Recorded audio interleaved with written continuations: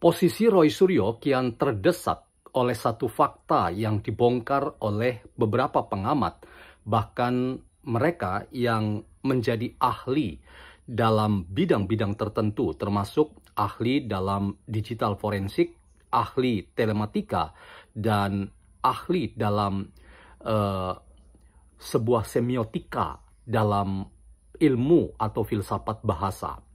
Apa yang dikatakan oleh Roy Suryo itu makin membongkar sebuah fakta bahwa Roy Suryo itu bukan ahli dalam arti yang sebenarnya, tetapi sebetulnya ia sedang memang menarget sebuah kepentingan politik yang tujuannya adalah untuk membuat gaduh terkait dengan apa yang selalu ia sesumbar katakan, kami adalah para peneliti dan tugas kami adalah melakukan penelitian yang tidak bisa disangsikan oleh siapapun.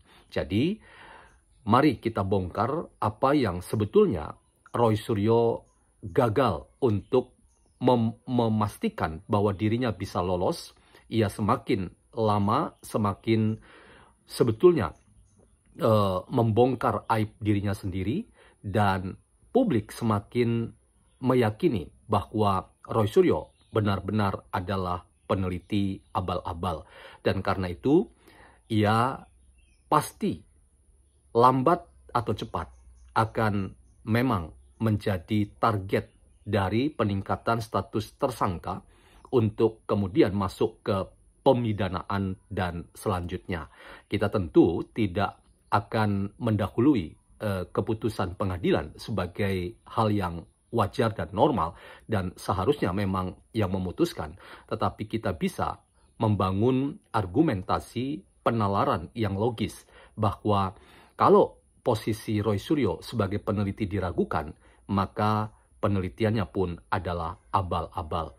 Selamat datang teman-teman dalam channel YouTuber NKRI atau Simon John Official atau Meragukan Filsafat, sebuah channel yang secara sadar dibangun untuk turut mengedukasi ruang publik virtual Indonesia dengan menawarkan alternatif berpikir dari lensa pemikiran filsafat untuk membaca fenomena sosial, politik, kebudayaan dalam konteks Indonesia kontemporer, tanpa berpretensi untuk menggiring opini kita mempercayai pandangan-pandangan dalam channel ini.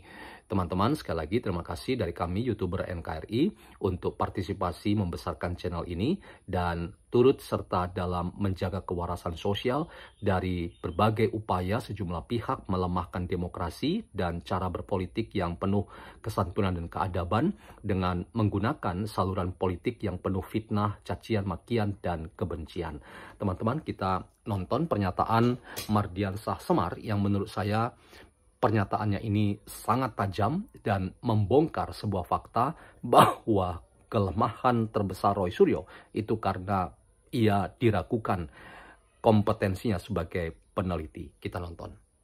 Semar, Mang Ade, Anda bertanggapan? Iya, terima kasih Bung Aiman. Pekan lalu itu sebenarnya pekan yang bisa dibilang menggembirakan tapi juga menyedihkan.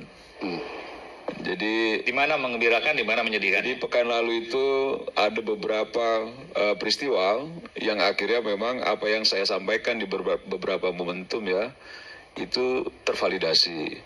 Soal WUS, Presiden Prabowo sudah menyampaikan tidak ada masalah dan pemerintah itu bertanggung jawab soal itu. Soal orang-orang menyampaikan bahwa Pak Jokowi dan Pak Prabowo tidak baik-baik saja, kata Pak Prabowo mereka hopeng, teman dekat. Nah itu sangat menggembirakan sekali. Tapi ketika masuk di akhir pekan, di hari Jumat, Kapolda Metro Jaya memimpin langsung gelar perkara dan langsung diumumkan Roy Suryo dan kawan-kawan itu menjadi tersangka. Ini menyedihkan dan sangat disayangkan. Saya pribadi sangat prihatin karena menurut saya harusnya tidak perlu itu terjadi. Tapi bahwa proses hukum itu memang tidak bisa dipungkiri akan berjalan seperti itu, ya harus dihadapi juga. Tapi sebentar, kalau tidak perlu ya tarik dong laporannya. Bukan, tidak perlu terjadi karena sudah diwanti-wanti Roy Suryo CS untuk berhenti.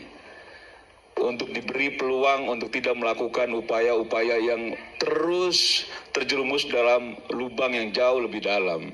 Kan sudah diingatkan. Dan bahwa saya sudah berkali-kali juga sampaikan termasuk Maksudnya, di Pak rakyat Roy, bersuara ini. Jangan teruskan. Iya, karena menurut saya kan kalau Roy Suryo dan kawan-kawan meyakini itu palsu, dan Pak Jokowi meyakini yang memilikinya itu juga asli, itu kan ada yang benar yang mana? Ya, oke. Kan begitu ya. Nah, ketika memang sudah diwanti-wanti bahwa apa yang ditudingkan, dicemarkan kemana-mana, itu tidak benar menurut Pak Jokowi dan langsung dilaporkan pada titik tertentu, itu pasti berimplikasi pada tindak pidana. Nah, karena itu terus dilakukan, ya proses itu pada titik ini. Dan saya sudah sampaikan kemarin, tidak perlu dipaksa-paksa oleh adik dan kawan-kawan. Karena memang ini sudah pada titik ujungnya. Jadi kalau Roy sudah sampaikan, nggak mungkin jadi tersangka, SP3 saja, buktinya sekarang tersangka. Terus kalau tersangka, sekarang justifikasinya, wah ini karena saya kemarin baru pulang dari Sydney, nggak ada hubungannya.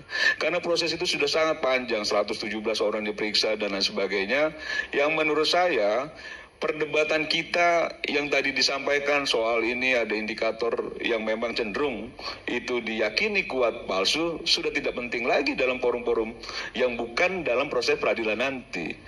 Jadi saran saya memang energinya jauh lebih disimpan baik-baik untuk dituangkan nanti dalam proses peradilan. Dan kalaupun memang tidak, di awal statementnya Roy Suryo kan menghormati penetapan tersangka, ya dihormati, dijalani dengan baik. Kalau memang merasa memang ini ada kejanggalan, ada prapit gitu ya.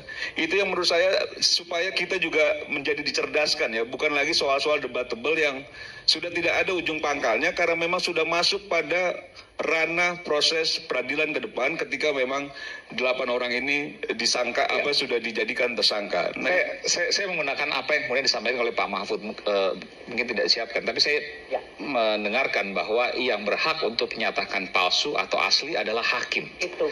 Artinya ketika ada penetapan tersangka maka ada kejanggalan. Betul. Saya mau tanyakan itu pada Anda. Iya betul kan, makanya menurut saya bukan Roy Suryo juga yang menyatakan bahwa itu palsu 100, 900, 200, 2 juta, 4 juta, 5 juta. Bukan Roy Suryo, tapi hakim. Makanya maksud saya perdebatan ketika Roy Suryo meyakini bahwa itu palsu, terus kami meyakini bahwa itu asli, kan nggak juga akhirnya menentukan apapun itu. Kalau kita percaya hakim, ya tuangkan di peradilan, hakim nanti memutuskan, kan begitu loh. Bukan lagi membangun narasi-narasi yang akhirnya debat kusir kita, kan gitu ya. Jadi keyakinan dibangun boleh saja. Orang yakin dengan keyakinan apa yang dibangun selama ini juga tidak ada yang mengganggu juga, kan gitu ya.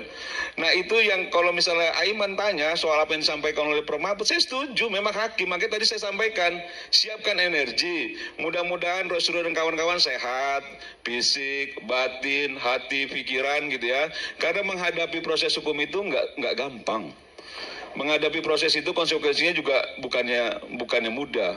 Walaupun Roy Suryo sudah berpengalaman menghadapi proses hukum itu, dan mudah-mudahan tidak lagi keluar nanti dari Polda Metro pakai kursi roda atau penyangga leher gitu ya. Mudah-mudahan dengan gagah beranilah menghadapi daripada proses hukum. sudah Saya kan nggak pernah motong lari.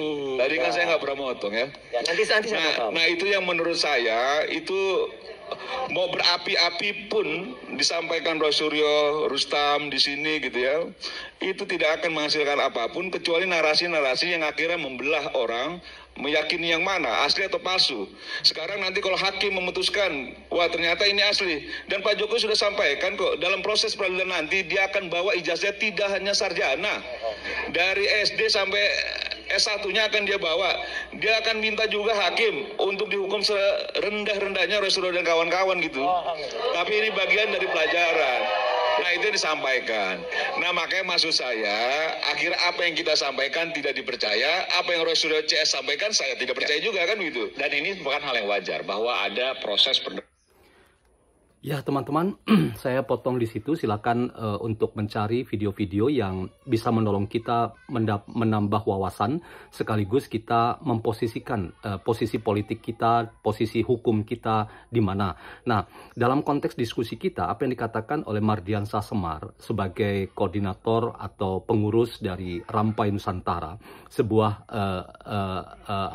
relawan yang sangat militan dalam rangka mendukung Jokowi. Saya mengapresiasi. Terus terang, ini adalah cara yang menurut saya jauh lebih elegan daripada menebar opini, membelah masyarakat dengan mengatakan bahwa Jokowi itu 99,9% palsu ijazahnya dan atau bahkan 1 triliun persen ijazahnya palsu. Ini menurut saya teman-teman, kalau merupakan hasil penelitian, menurut saya ini gugur dengan sendirinya dan ini harus dianggap sampah. Mengapa? Karena penelitian itu harus membuka sebuah fakta lain bahwa seorang peneliti itu punya yang namanya, yang berulang-ulang saya katakan, kerendahan hati epistemologis.